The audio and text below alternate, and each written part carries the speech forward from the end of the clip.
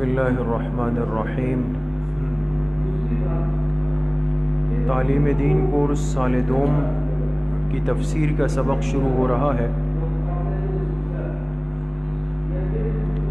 اور پچھلے سبق میں سورۃ الواقعہ شروع ہوئی تھی۔ سورۃ الواقعہ کی کتنی آیتیں ہم پڑھ چکے ہیں؟ 12 آیتیں ہم پڑھ چکے ہیں، ان کا ترجمہ آ چکا ہے، اور اس سورت کا موضوع اور اس کا خلاصہ بھی آپ حضرات کے سامنے آ چکا ہے۔ آج انشاءاللہ سورۃ الواقعہ آیت نمبر 13 سے آیت نمبر 26 تک پڑھیں گے۔ 13 سے آیت نمبر 26 تک۔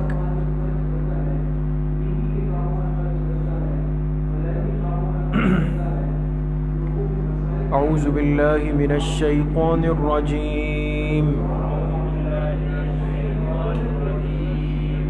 بسم اللہ الرحمن الرحیم، ثلۃ من الاولین وقلیل من الآخرین على سرر موضونة متكئين عليها متقابلين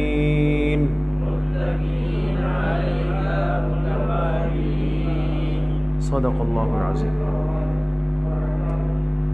سورۃ الواقعہ کے آغاز میں یہ بات آپ حضرات کے سامنے آ گئی کہ اللہ پاک نے اس صورت میں انسانوں کے کتنے طبقات ذکر کیے ہیں؟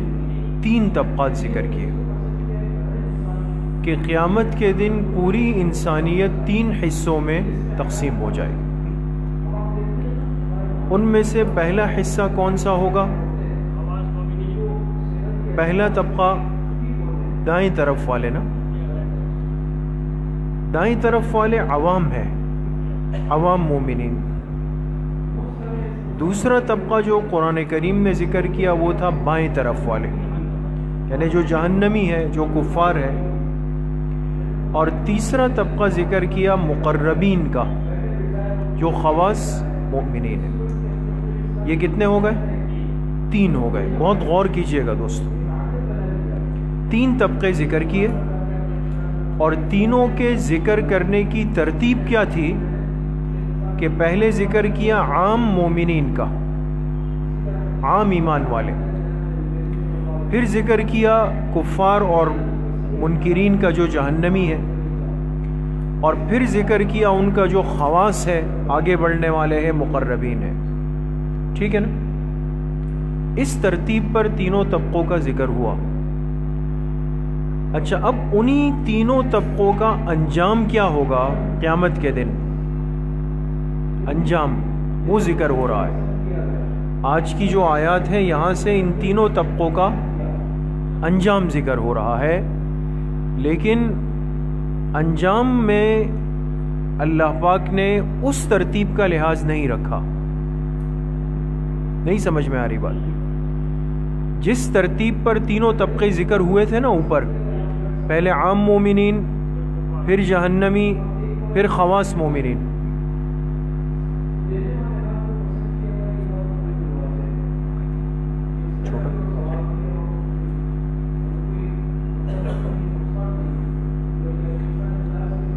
لیکن جب ان تینوں کا اللہ پاک آگے انجام ذکر کر رہے ہیں تو اس میں یہ ترتیب ملحوظ نہیں ہے۔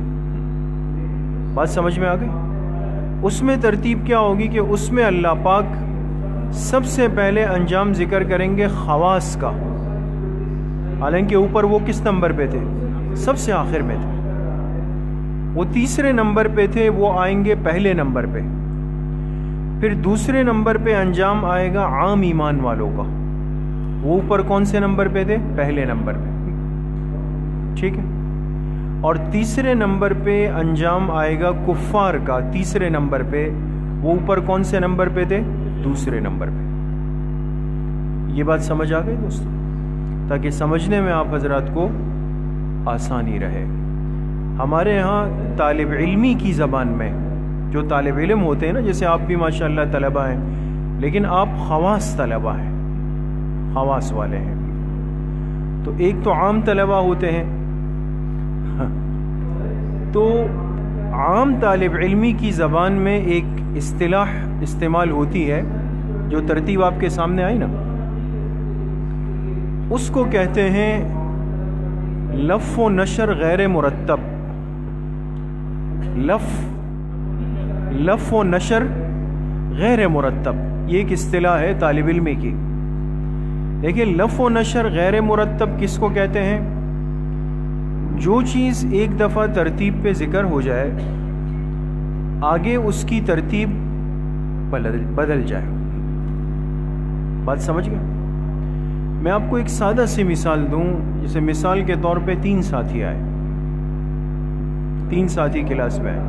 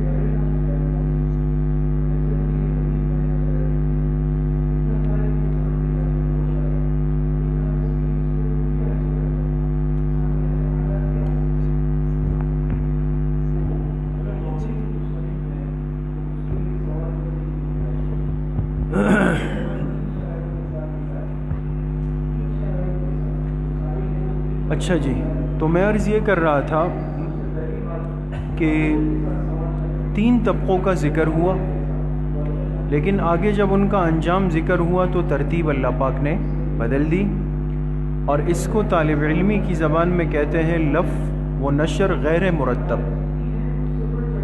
اتنی بات میرے خیال میں کافی ہے، ورنہ پھر بوجھ آئے گا دماغ پہ۔ اچھا، تو اب اللہ پاک نے جو انجام ذکر کیا وہ پہلے کن کا ہے؟ خواص مومنین کا، خواص ایمان والے، کہ ان کو اللہ پاک قیامت کے دن کہاں پر رکھیں گے، ان کو کیا کچھ ملے گا۔ ترجمے پہ غور کریں گے اور ایک اہم بات آئے گی، اس کو آپ حضرات سمجھنے کی کوشش کریں گے۔ ثلۃ من الاولین،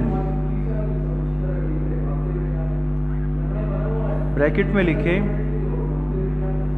خواص مؤمنین میں سے، خواص مؤمنین میں سے، اس لیے کہ پہلے ان کا انجام ذکر ہو رہا ہے۔ جو خواص مؤمنین ہے، خواص مؤمنین میں سے، بریکٹ بند کر دیں، ثلۃ من الاولین، ایک بڑا طبقہ ہوگا پہلوں میں سے، بڑا طبقہ ہوگا۔ ثلہ کہتے ہیں بڑی جماعت کو، ایک بڑا طبقہ ہوگا من الاولین، پہلوں میں سے۔ پہلوں سے مراد ابتدائی دور کے لوگوں میں سے، پہلوں میں سے یعنی ابتدائی دور کے لوگوں میں سے۔ وَقَلِيلٌ مِّنَ الْآخِرِينَ، اور کم تعداد ہوگی بعد والوں میں سے، کم تعداد ہوگی من الآخرین، بعد والوں میں سے۔ یہ کن کا ذکر ہو رہا ہے دوستوں؟ خواص کا، خواص کا ذکر ہو رہا ہے۔ اب اللہ پاک نے فرمایا کہ یہ خواص کون ہوں گے؟ فرمایا خواص میں سے بڑا طبقہ تو کہاں سے آئے گا؟ ابتدائی لوگوں میں سے، اور چھوٹا طبقہ کن میں سے آئے گا؟ بعد والوں میں سے۔ یہ جگہ اصل سمجھنے کی ہے دوستو، کہ خواص کا جو بڑا طبقہ ہے، بڑا مجمع، وہ کہاں سے آئے گا؟ پہلوں میں سے، اور چھوٹا طبقہ کم تعداد کہاں ہوگی؟ بعد والوں میں سے۔ اب سوال یہ ہے یہاں پر کہ پہلوں سے مراد کون ہے اور بعد والوں سے مراد کون ہے؟ بات سمجھ؟ اولین کون ہے اور آخرین کون ہے؟ یہ بات سمجھنے کی ہے دوستو۔ اس میں 3 قول ہیں، تینوں لکھیں ترتیب سے۔ اولین اور آخرین میں 3 قول ہیں۔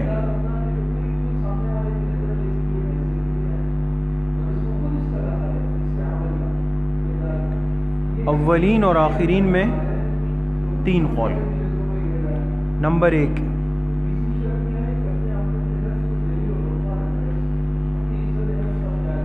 پہلا قول یہ ہے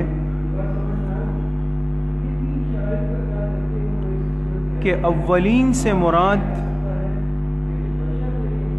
اس امت کے ابتدائی لوگ ہیں۔ اس امت سے مراد کون سی امت ہے؟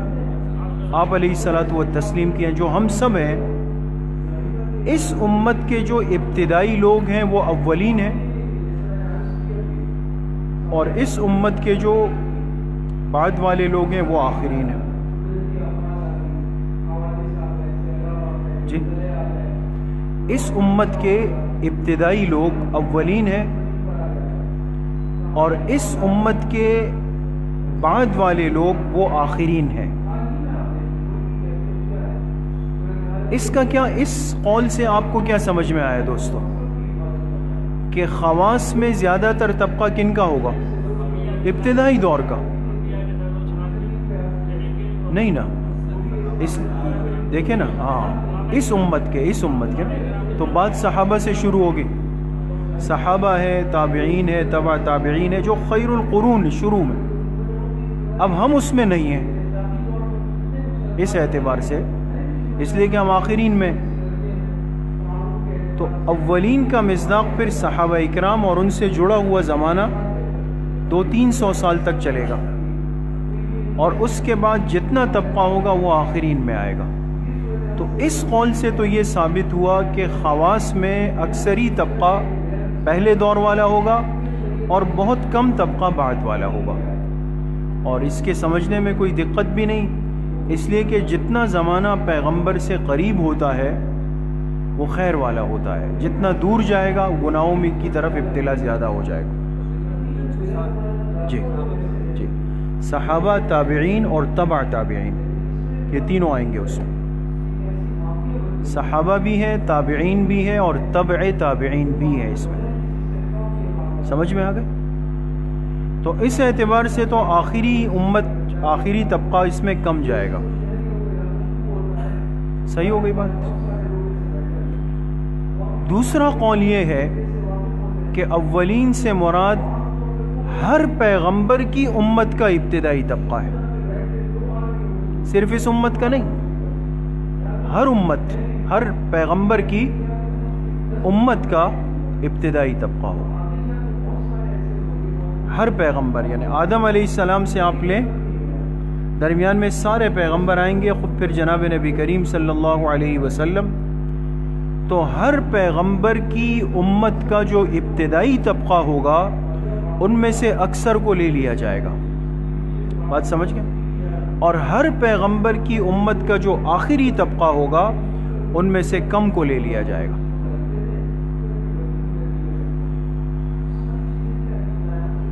کچھ بات سمجھ میں آ رہی ہے دوستو؟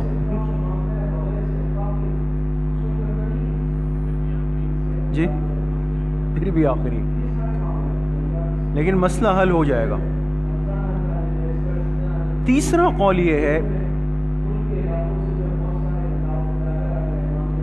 کہ اولین سے مراد آدم علیہ السلام سے لے کر حضور علیہ الصلاۃ والسلام تک آپ علیہ السلام شامل نہیں ہے اس میں. اولین میں حضرت آدم علیہ السلام سے لے کر حضرت عیسیٰ علیہ السلام تک وہ اولین میں شامل ہیں.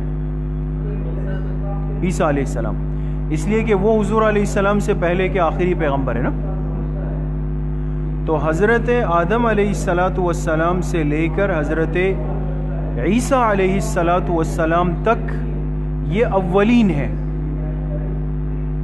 یہ تمام پیغمبروں کو ایک ساتھ شمار کریں تو یہ اولین میں آئیں گے. ان میں سے اکثر طبقے کو خواص میں لیا جائے گا. ٹھیک ہے.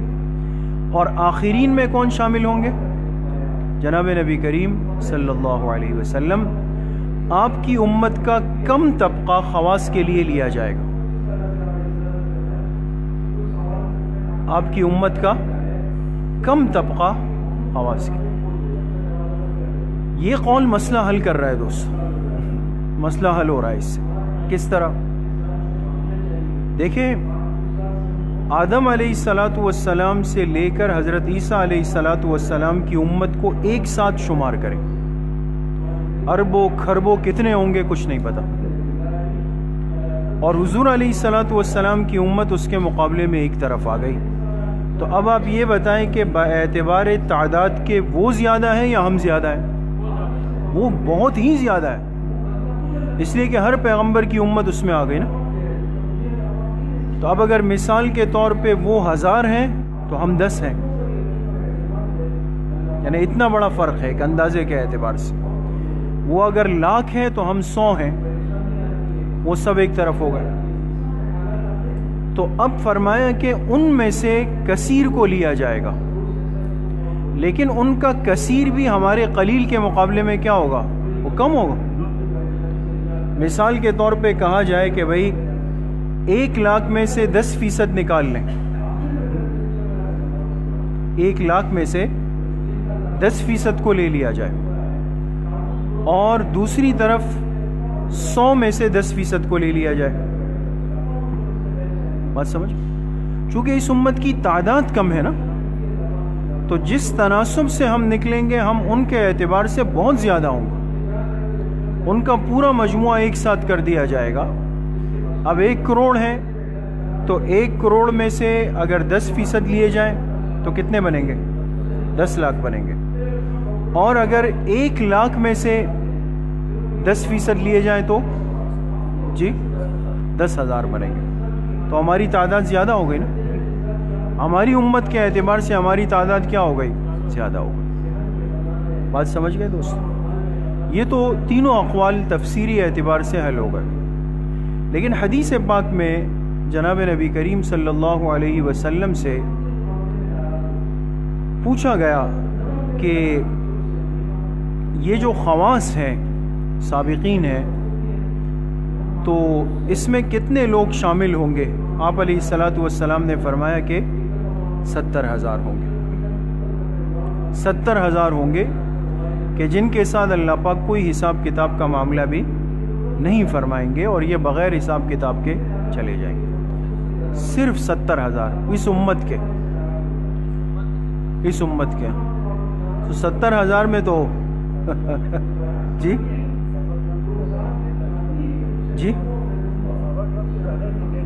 جی ہاں بالکل. جی ہاں بالکل، ان کا بھی یعنی آدھا نہیں بن رہا ہے، صحابہ کا بھی. اب اصل معاملہ یہاں پہ حضرت عمر رضی اللہ عنہ نے سوال پوچھ کے حل کیا. تو حضرت عمر رضی اللہ عنہ نے پوچھا کہ 70,000 تو بہت کم ہے. تو آپ علیہ الصلاۃ والسلام نے فرمایا کہ ان میں سے پھر اللہ پاک 70,000 میں سے ہر ایک کو اختیار دیں گے، اور ہر بندہ 70,000 کو ساتھ لے جائے گا. تو حضرت عمر نے فرمایا کہ اب مسئلہ حل ہو گیا. اب تو ہو گیا نا انشاءاللہ. اللہ ہم سب کو شامل فرمائے ہو. اب آ جائیں دوستوں. تو یہ خواص طبقے کا تذکرہ چل رہا ہے. ٹھیک ہو گئی بات؟ علی سرر موضونہ. اب ترجمے پہ غور کریں.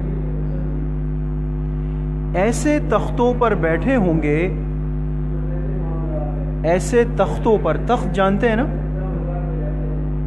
موزونہ، جس میں سونا جڑا ہوا ہوگا، ایسے تختوں پر بیٹھے ہوں گے، یہ جو خواص جنتی ہوں گے نا، ایسے تختوں پر بیٹھے ہوں گے، موزونہ، جس میں سونا جڑا ہوا ہوگا، سونا لگا ہوا ہوگا اس میں، متکئین علیہا متقابلین، اس پر آمنے سامنے تکیہ لگا کر بیٹھے ہوئے ہوں گے، اس پر آمنے سامنے، دیکھیں متقابلین فرمایا۔ یہاں مفسرین نے نکتہ لکھا ہے کہ مجلس کا لطف اور ذائقہ اس وقت ہے جب ساتھی آمنے سامنے ہو۔ اگر ایک لائن میں سب کو بٹھا دیا جائے اور چاہے سونے کے تخت ہو، فائدہ ہی نہیں ہے، بار بار ادھر سر کر کے بات کرنی پڑے گی، حرج ہو جاتا ہے۔ تو اس سے ثابت ہوا کہ دوستوں کی مجلس آمنے سامنے گول ہونی چاہیے۔ تکیہ لگائے ہوئے ہوں گے متقابلین، آمنے سامنے۔ یطوف علیہم ولدان مخلدون، ان پہ چکر لگا رہے ہوں گے، ان پر چکر لگا رہے ہوں گے، بریکٹ میں لکھے بطور خدمت کے۔ وہ انسان جب مجلس میں بیٹھتا ہے تو پھر تو کوئی خادم چاہیے، اب بار بار اس کو کہ بھئی آپ پانی لے آؤ اور آپ شربت لے آؤ، آپ وہ لے آؤ، تو ایک بوجھ آتا ہے۔ ان پر چکر لگا رہے ہوں گے بطور خدمت کے، ولدان، ایسے نوعمر لڑکے، اس لیے کہ عام طور پہ خدمت کے لیے یہ عمر مناسب ہے، یا تو بالکل بچہ ہو، وہ نہ سمجھے، وہ کچھ بھی نہیں سمجھتا، برتن گرا دیے، اور یا کوئی بہت ہی ضعیف اور بزرگ ہے تو 5 منٹ والی چیز 25 منٹ میں آ رہی ہے، تو بھی مسئلہ خراب ہے۔ تو ایک نوجوان چاہیے نا خدمت کے لیے، تو ولدان فرمایا، نوعمر لڑکے ہوں گے، مخلدون، جو ہمیشہ ایسے رہیں گے، جو ہمیشہ، کیا مطلب اس کا؟ یعنی ان کی عمر میں فرق نہیں آئے گا کہ بھئی 3 سال بعد وہ بڑھاپے میں چلے گئے، کمزور ہو گئے، بیمار ہو گئے، نہیں، ان کی وہ نوعمری، وہ نوجوانی، نوجوانی ہی رہے گی، سدا بہار ہوگی۔ ان پر چکر لگا رہے ہوں گے ایسے نوعمر لڑکے جو ہمیشہ اسی طرح رہیں گے، بے اکواب و اباریق و کأس من معین، ترجمے پہ غور کریں، بے اکواب، گلاس لے کر، گلاس آسان ترجمہ ہے، گلاس، گلاس نہیں ہے پانی کا، جی، گلاس لے کر، وَأَبَارِيقَ، اور پیالے لے کر،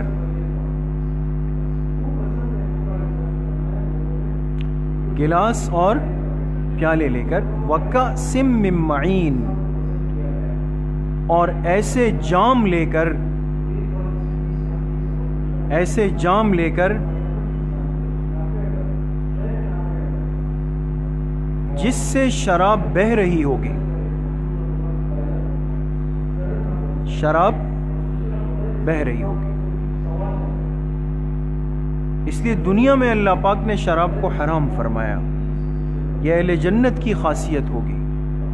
وہاں اللہ پاک نے جو شراب طہور رکھی ہے اس کا تذکرہ یہاں پہ آ رہا ہے۔ ایسے جام ہوں گے جو کہ جس سے شراب بہہ رہی ہوگی۔ بعض نے ترجمہ کیا کہ جو خوب بھرے ہوئے ہوں گے، خوب بھرے ہوئے ہوں گے۔ آج کل ہم دیکھتے ہیں نا جو مشروب ہوتا ہے، دیکھیں پانی اور چائے میں یہ معاملہ نہیں ہے، یہ بھی آداب میں سے۔ پانی اگر بہت زیادہ بھر دیا تو یہ آداب کے خلاف ہے، کپڑوں پہ گرے گا۔ چائے بھر دی تو کپڑوں پہ گرے گی، لوگ پسند نہیں کرتے۔ لیکن آپ دیکھیں جو عام مشروب ہوتے ہیں نا، لسی ہے اور یہ ہے، اس میں کمال کیا ہوتا ہے؟ جتنا اوپر سے بھرا ہوا، اس لیے وہ اس کا جھاگ اوپر بنا لیتے ہیں۔ انسان سمجھتا ہے کہ یہ بھرپور ہے، ایک گھونٹ میں پتہ چلتا ہے کہ آدھا گلاس تو کم ہو گیا ہے، اس لیے کہ وہ صرف کیا ہوتا ہے، یہ تو خیر دنیا میں ہے، لیکن وہاں کے جو جام ہوں گے شراب طہور کے وہ بھرے ہوئے ہوں گے. اس سے انسان کو ایک لطف آتا ہے نا. تینوں میں فرق سمجھ گئے؟ تو گلاس بھی ہوں گے اس لیے کہ گلاس ایک مقصد کے الگ مقصد کے لیے ہوتے ہیں، پیالے الگ مقصد کے لیے ہوتے ہیں، جام الگ مقصد کے لیے ہوتے ہیں. تو فرمایا کہ ایسے شراب جو کہ بہہ رہی ہوگی. تو ایک شبہ ہو سکتا تھا کہ بھئی دنیا کی شراب سے تو انسان کا دماغ خراب ہوتا ہے، اول فول بکتا ہے. فرمایا لا یصدعون عنہا ولا ینزفون، نہ اس شراب کو پی کے درد سر ہوگا،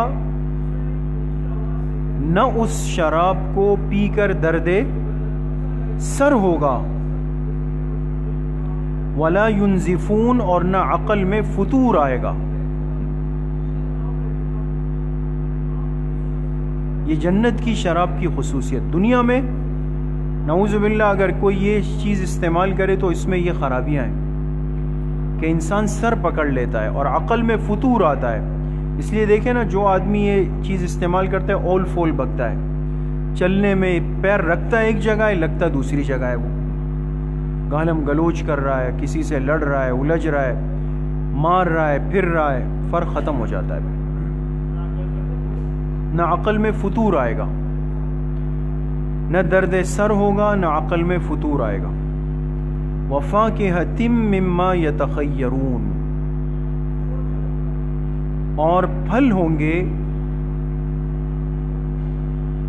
اور پھل مما یتخیرون، جسے یہ جنتی پسند کریں گے. یتخیرون دیکھیں، یعنی جنت میں مزاج کی اتنی بڑی رعایت ہوگی. یہ نہیں کہ بھئی لے آئے، اور دنیا میں انسان کے سامنے جو پھل کھانے کی چیزیں آئیں تو انسان اپنے مزاج والی لے لیتا ہے، باقی چھوڑ دیتا ہے. وہاں یہ نہیں ہے. جو مزاج والی ہوگی وہ آئے گی، جس کو طبیعت نہیں چاہے گی وہ آئے گی نہیں. اور ایسے پھل ہوں گے جسے یہ جنتی چاہیں گے. وَلَحْمِ طَيْرٍ مِّمَّا يَشْتَهُونَ، اور پرندوں کا گوشت ہوگا،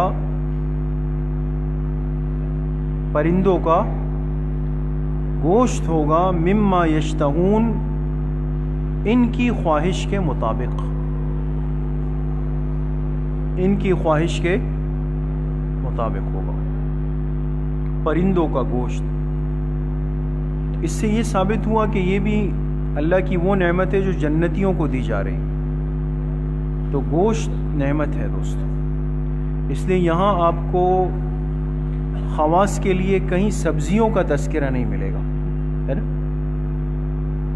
تو یہ دنیا میں تو خیر ہمارے اس میں شامل ہیں، دنیاوی ضروریات میں، ڈائٹ چارٹ میں، لیکن حقیقت میں آپ دیکھیں تو وہاں پر وہی پھل فروٹ ہے، اور جام ہے، اور شراب ہے، اور پرندے ہیں. وحور عین، اور موٹی آنکھوں والی حوریں ہوں گی. حور موٹی آنکھوں والی، عین کہتے ہیں موٹی آنکھوں والی، جن کی آنکھیں موٹی ہوں گی. یہ عورت کے حسن میں شامل ہے. قرآن کریم سے یہی سمجھ میں آ رہا ہے. اور ایسی حوریں ہوں گی جو موٹی آنکھوں والی ہوں گی. عورت کے اندر آنکھوں کا چھوٹا ہونا عیب ہے، حسن نہیں. کامثال اللؤلؤ المکنون، ایسے ہوں گی جیسے کہ چھپے ہوئے موتی. ایسے ہوں گی یعنی یہ حوریں ایسے ہوں گی جیسے چھپے ہوئے موتی. بریکٹ میں لکھیں صفائی ستھرائی کے اعتبار سے. بھئی جو آدمی جو چیز اپنے غلاف میں، کیس میں، ڈبے میں بند ہوتی ہے نا، اس کو آپ کھولیں تو چمک رہی ہوتی. تو یہ حوریں ایسی صاف ستھری نزاکت والی ہوں گی کہ ان پر کوئی گرد و غبار، بدبو ایسا کچھ نہیں ہوگا. چھپے ہوئے موتیوں کی طرح چمک رہی ہوں گی. یہ سب نعمتیں کیوں ہیں؟ فرمایا جزاء بما کانوا یعملون، یہ بدلہ ہوگا ان کے کیے ہوئے اعمال کا. یہ بدلہ ہوگا یہ بدلہ ہوگا کس کا؟ ان کے کیے ہوئے اعمال کا۔ تو یہ سارا معاملہ وہاں کا بنے گا یہاں کی محنت سے، یہ مٹیریل یہاں بنانا ہوگا، سارا محنت یہاں پر ہوگی، ان کے کیے ہوئے اعمال کا۔ لا يسمعون فیہا لغوا ولا تأثیما، نہیں سنیں گے اس جنت میں کوئی بیہودہ بات اور نہ کوئی گناہ کی بات، نہیں سنیں گے اس جنت میں لغون، لغو کہتے ہیں بیکار باتیں، جیسے آج کل ہم گھنٹوں ضائع کرتے ہیں بیٹھ کر، یہ ہو گیا اور وہ ہو گیا فلاں ہو گیا، بیہودہ بات، ولا تأثیما اور نہ گناہ کی بات۔ تو دنیا میں آپ دیکھیں نا، آپ اپنے طور پہ حفاظت کریں گے لیکن دو ساتھی لڑ رہے ہوں گے، وہ گالم گلوچ کر رہے ہیں، گناہ کی باتیں کر رہے ہیں۔ جنت میں ایسا نہیں ہوگا۔ الا قیلا سلاما سلاما، مگر یہ کہ سلامتی ہی سلامتی کی بات ہوگی، مگر یہ کہ سلامتی ہی سلامتی کی بات ہوگی، ہر طرف سلام سلام سلام، خیر کی بات ہو رہی ہوگی۔ تو یہ کن کا تذکرہ ہو گیا دوستو؟ خواص مومنین کا تذکرہ آ گیا، ان کے انعامات آ گئے۔ اب عام ایمان والوں کا تذکرہ انشاءاللہ آگے کی آیت میں۔ اللہ پاک صحیح عمل کی توفیق نصیب فرمائے۔ السلام علیکم ورحمۃ اللہ وبرکاتہ۔